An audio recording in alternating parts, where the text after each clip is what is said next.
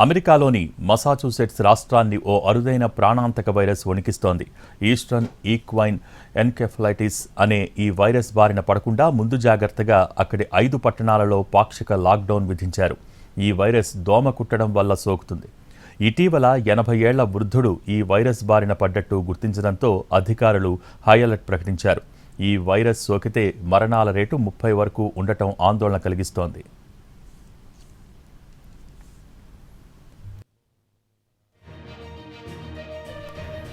దీంతో ముప్పు తీవ్రత ఉందని భావిస్తున్న ఆక్స్ఫర్డ్, డగ్లస్, సుటాన్, వెబ్స్టర్ పట్టణాల్లో సాయంత్రం నుంచి ఉదయం వరకు లాక్డౌన్ అమలు చేస్తున్నారు.